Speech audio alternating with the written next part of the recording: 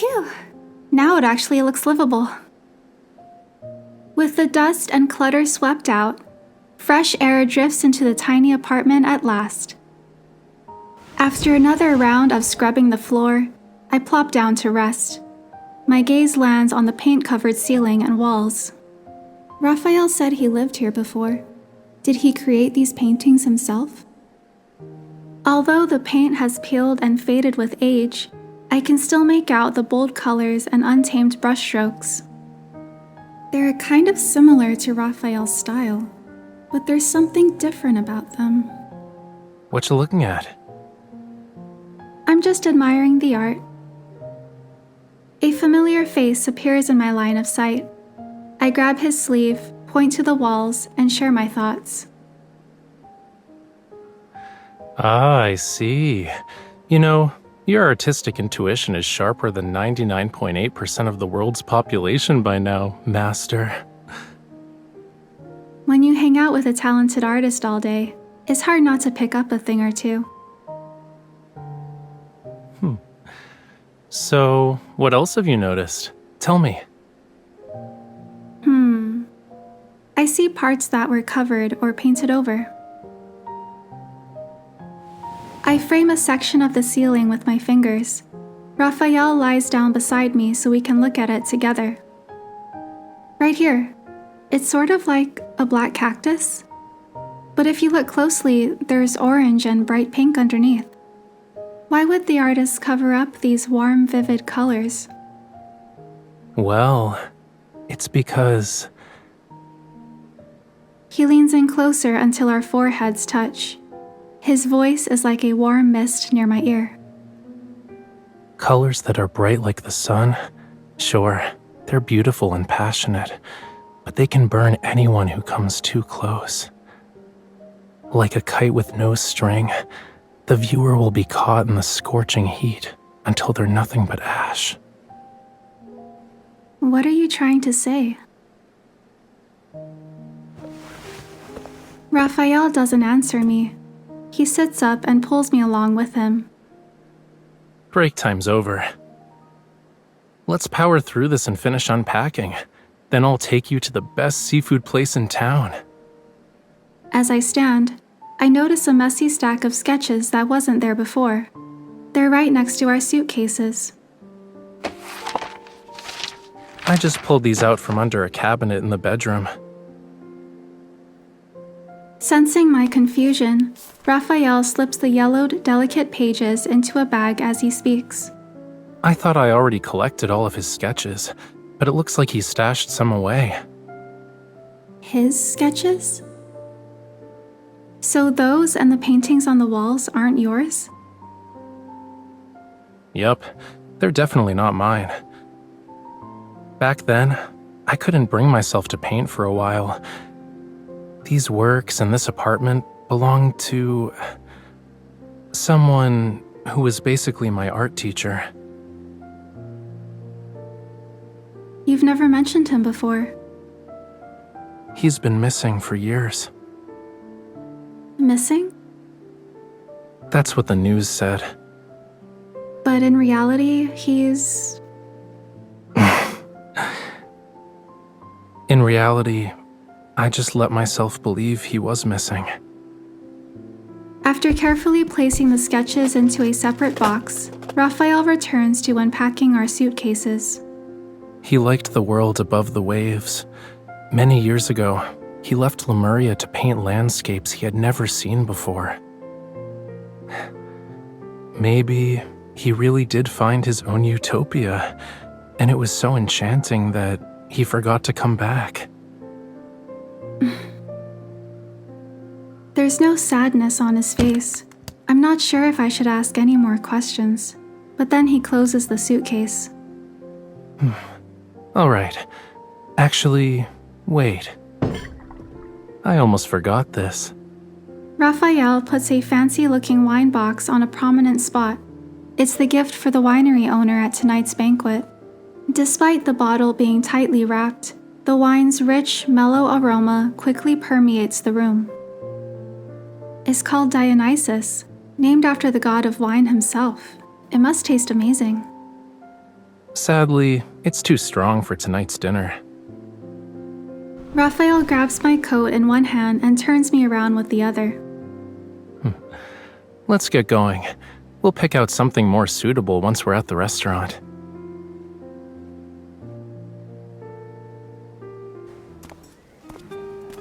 After dinner, Rafayel and I walk back with a small bottle of wine. It's a gift from the restaurant owner. Every now and then, we hear the clink of glasses and cheerful chatter from the shops. It mingles with the strong fragrance of wine in the evening air.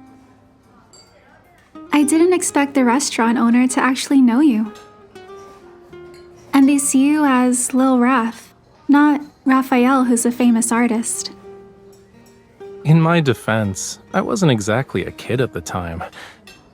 But I guess if we're gonna use your human standards, I was technically underage. Maybe it's because of the wine that his voice is soft and languid. It's just like the moonlight above. After some thought, I decided to ask the questions I couldn't bring myself to voice at the apartment. So, why did you live here at that time? I'm too drunk to remember. Rafayel covers his eyes and shakes his head, but his steps remain perfectly steady. I pat his cheek, which doesn't feel warm at all. Liar. Let me ask another question. Were you unhappy when you lived here? I recall him saying he couldn't bring himself to paint at the time. I barely went out back then. He plucks an unknown flower from the vines of a nearby wall. The old butler who accompanied me was worried. He thought I might run into trouble, so he asked me to stay inside. But my teacher was either painting or drinking. He spent 12 hours doing one thing, and the rest of the day was spent doing the other. Sometimes he'd bring me to the bars. We'd go from the eastern coast to the western coast. My job was to drag him home once he passed out. Wow. You were a caring, underage fishy. Yup. While he drank, I just stood outside and watched the world go by, one coast at a time. Was it beautiful? Rafayel responds with a slight smile, tucks the flower into my jacket's pocket, and takes my hand. Do you want to see it for yourself?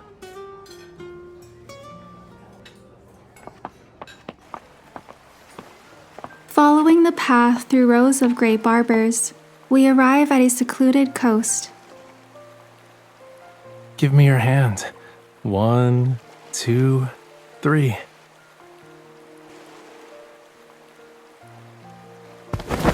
Up we go! With Rafayel's help, I scramble up a steep slope, and the entire coast unfolds before my eyes. Under the moonlight, the sea gleams with a silvery sheen reminiscent of sparkling diamonds. The cliffs are covered in lush foliage and flowering vines. White sea spray soars as the waves roll onto the shore to create an almost rhythmic murmur. This is gorgeous. No wonder there are so many bars here. I wouldn't mind drinking when there's a view like this. When in Rome, do as the Romans do. You've only been here for a day, but you already fit right in. Rafayel finds a spot to sit and pats the ground beside him. He gives me the small bottle of wine.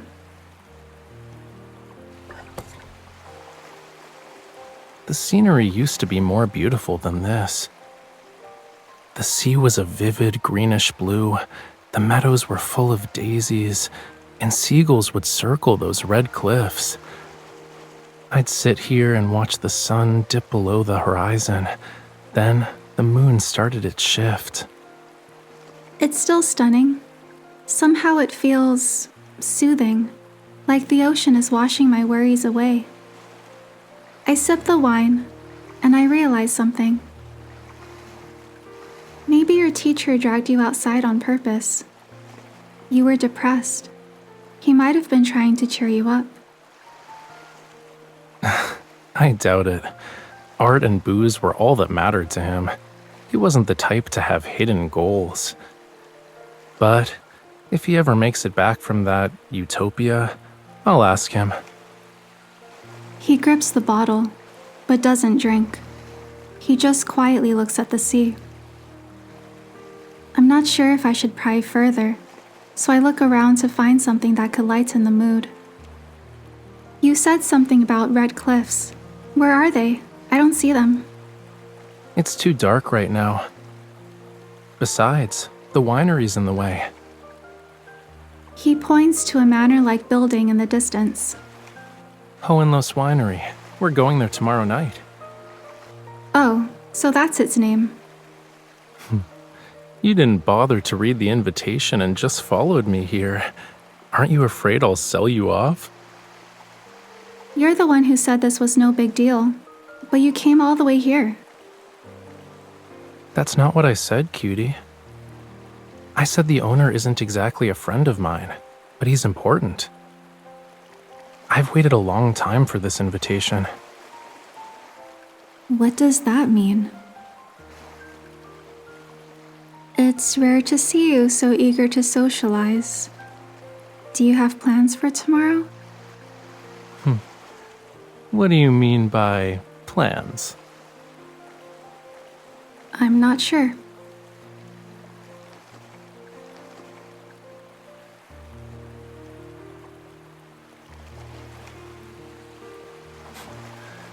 Relax. My only plan tomorrow consists of giving him that bottle of wine.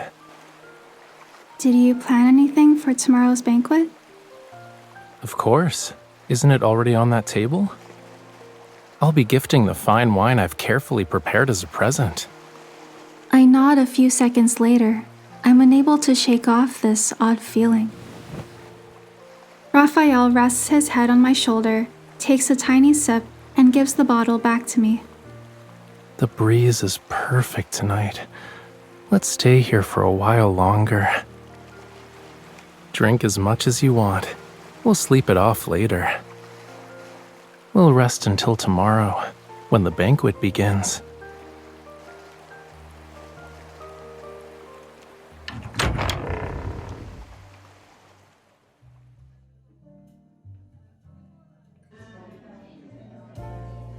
The next evening, we arrive at the newly built Hohenlos Winery. We're on schedule. Music drifts through the lavish ballroom that's filled with guests. As soon as Raphael appears, a man hurries over to greet him. Mr. Rafayel, welcome. I'm honored you decided to travel all the way here. I wouldn't miss the grand opening of your new winery, Mr. Alden. They shake hands before Raphael links his arm with mine. This is Mr. Alden, and this is my companion. It's a pleasure to meet you. After a few polite words, Raphael presents the wine. Alden's face changes from surprise to sheer delight.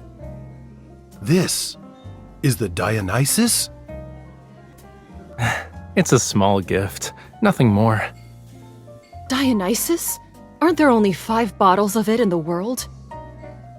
A sharp-eyed guest notices the label and gasps. My goodness, Mr. Alden. You're very fortunate. Having enough money can't always guarantee you'll get it. I heard it fetched an enormous sum at an auction. Mr. Raphael, were you the mysterious bidder? It was more of a lucky find. I'm not a connoisseur, though. It'd be wasted on me.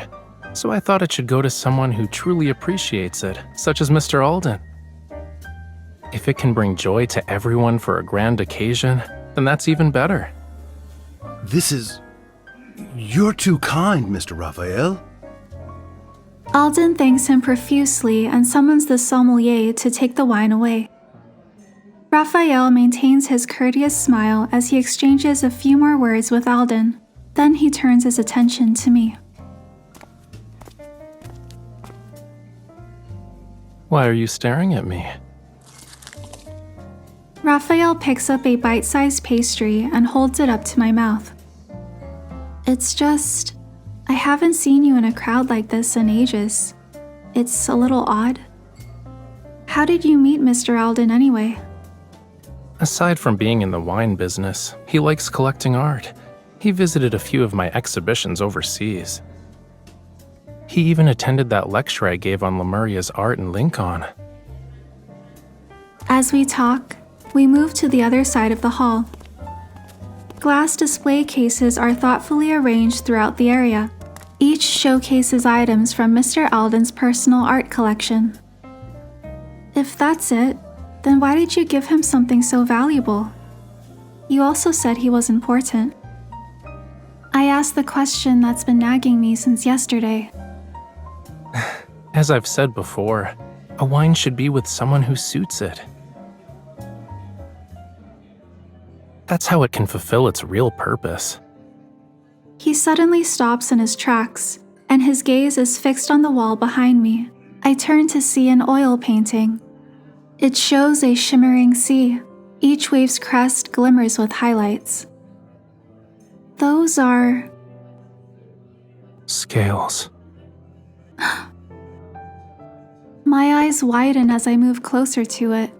The color and gleam of those scales stand out. Why does this look so familiar? Could it be?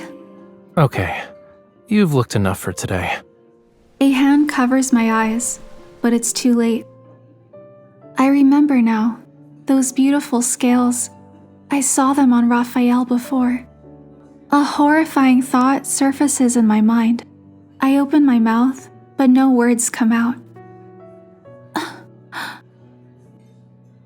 You knew that your teacher never made it to any utopia. Yes. The brilliant light in the hall hurts my eyes. Rafayel remains calm, however. He was lured into a deadly trap by the two things he loved the most. Then, he was burned to ashes. Rafayel. All the puzzle pieces click into place. Why Rafayel came here, why Alden matters so much, and... that wine. It isn't just a gift, right? Wherever Dionysus goes, madness and death follow. He tempts mortals with the world's most sublime wine. They'll sink into its sweetness before resting in blissful oblivion. Applause fills the hall. Alden walks onto the stage under everyone's gaze and begins his speech. Hello, everyone. I'm glad you could make it to Hohenloos Winery's grand opening. This is the No largest gift winery would be more our fitting family than has that ever bottle built. of wine. It represents my family's dreams that span generations. I'm not sure if he's referring to Alden or his teacher. It's the perfect gift.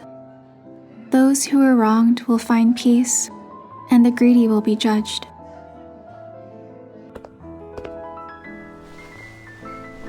And you, I hope this helps you move on.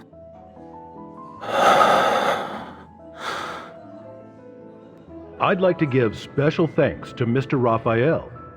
He has gifted us a remarkable wine for this celebration.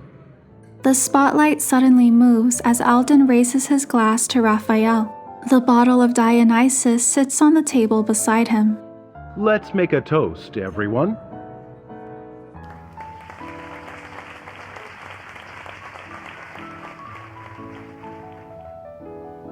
The guests raise their glasses. Rafayel follows suit, but he doesn't turn toward the stage. He lowers his gaze to the golden liquid. It's as though he sees a memory within it. Cheers. He clinks his glass against an invisible one. I hear him murmur something in Lemurian.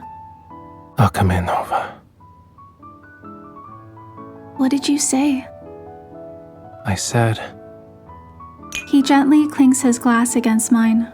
bon voyage.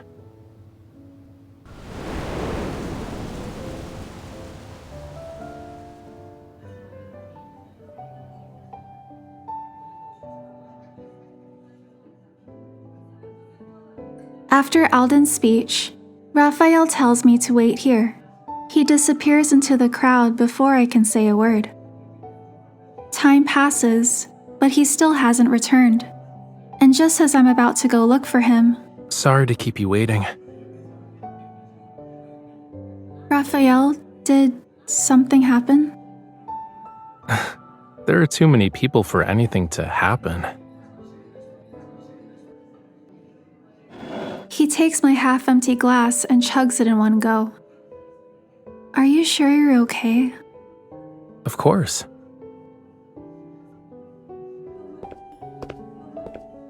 I don't like this place. Can we go home? No. Raphael looks out the window. Muffled thunder rumbles behind the clouds, and lightning flashes. I want to go to the beach.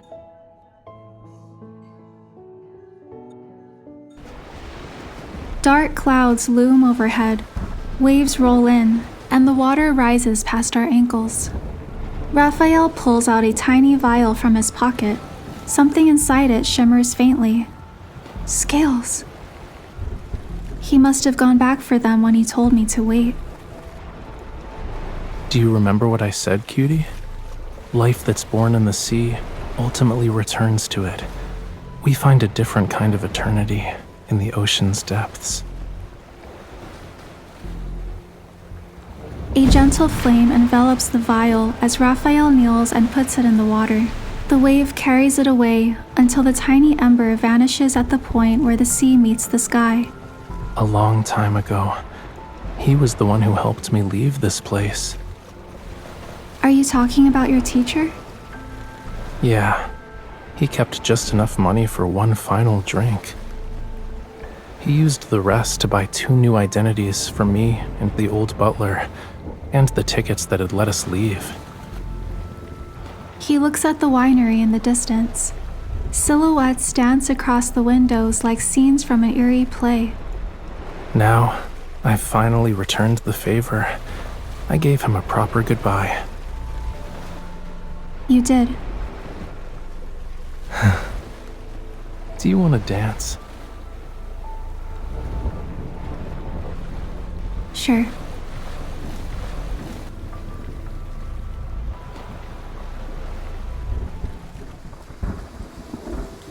Before we know it, it's pouring.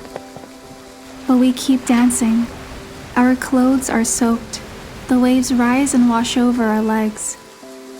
The world is full of things that can swallow you whole if you let them. I need to find an anchor.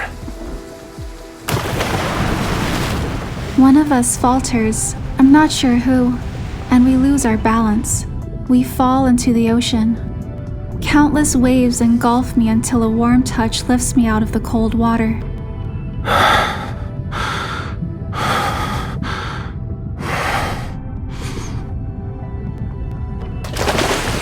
His hands touch my waist, and he pulls me up just before I sink. Raphael rests his head on my shoulder. We cling to each other, our bodies rising and falling with the currents of the dark waters. So, you should tightly hold on to me.